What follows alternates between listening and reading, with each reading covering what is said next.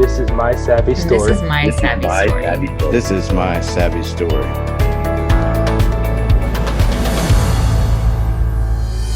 Presented by Seven Figure Flipping.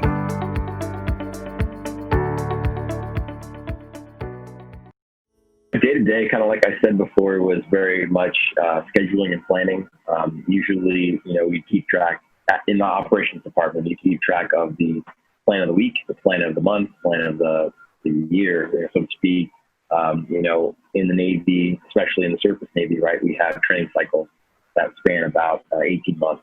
And that 18 months has everything from your coming back from deployment and going into a little bit of a rest phase, but also entering into the big maintenance phase, right, of the ship's life cycle. So you're going into the yards or you're on the pier and you have a lot of different maintenance site visits, right, from techs, whether you're getting radars redone, whether you're getting the surface of the ship, relayed or scraped or derusted, right, whatever the case may be. And then, also training, right? Training is a huge piece of it. So when the equipment gets upgraded or gets changed or replaced, right, you have to have personnel that are competent at operating those systems. And so there's a lot of testing and training that needs to be done while in port and at sea. And so in operations, your day-to-day usually is making sure that everyone understands the schedule, everyone is aware of the timelines and kind of beating the drum, so to speak, to make sure everyone's on top of things. Because at the end of the 18 months, we're getting ready for deployment again. And there is a lot that needs to get packed in there. But yeah, that was most of my day-to-day. If I wasn't, coordinating with other entities like other ships and exercises that we were planning for the long term, or even other navies, right? When we were out on deployment and we would pass a certain country and maybe their navy would want to do some kind of exercise on the way, right? We call that a pass X. Kind of fun, but yeah, planning some stuff like that. Daily we would have around 100 students. We would graduate close to 4,000, 5,000 a year.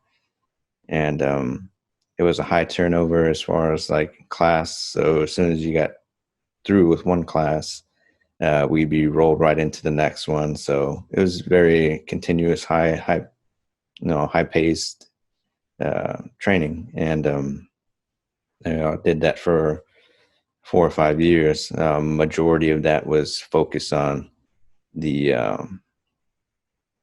kind of like ground combat skills part of the security forces. Oh, yeah, I think we touched on Claymore, how to employ and use a Claymore, and just jungle warfighting skills. I think I actually instructed the rifle fighting during that time. So I went beyond what they would learn in tech school and show them actually, offense and defensive maneuvers. And we use pugil sticks at the end of the training to kind of reinforce what they learned. And then that was something that everybody enjoyed. And it was a great feeling to be able to accomplish that with a great team.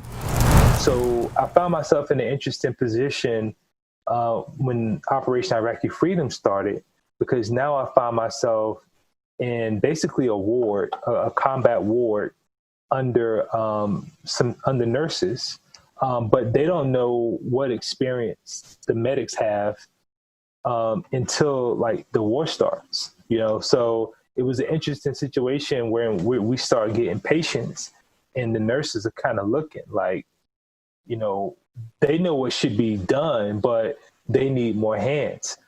So I immediately went to the nurse like, "Hey, ma'am, I worked in the recovery room. I've handled narcotics before. I've handled these medications. I can do intake, outtakes. I can do incision and debridements. Tell me what you need." And I just remember the look on her face was just like, wow, like, because they really didn't know who had skills, who had the skills that they needed in that particular time. So we took care of, this unit I was attached to, Delta Surgical Company, doing Operation Iraqi Freedom.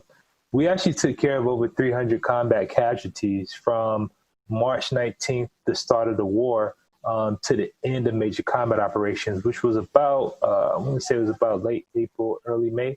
So we were pretty busy.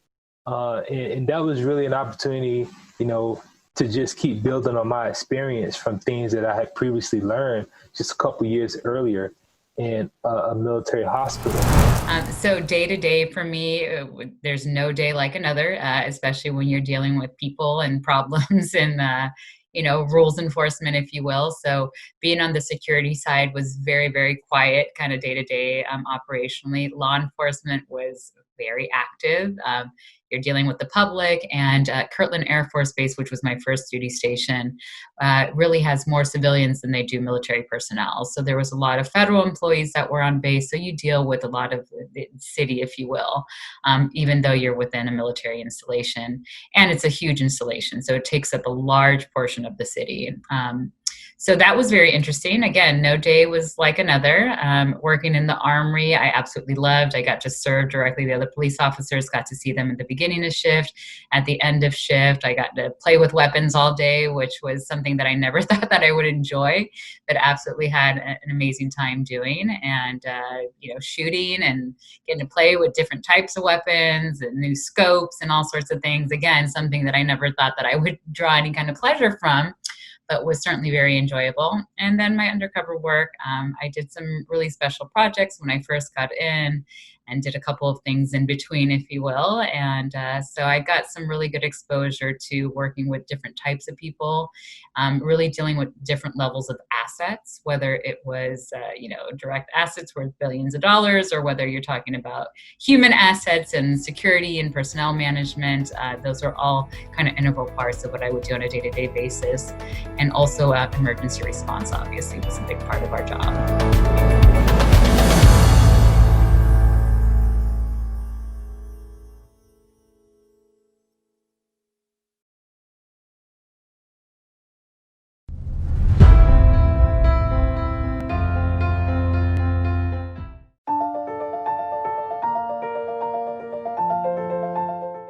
Military life is completely different. You are in your own world, your own bubble, your own set of rules, your own way of dressing, your own way of communicating, your own way of identifying who's who.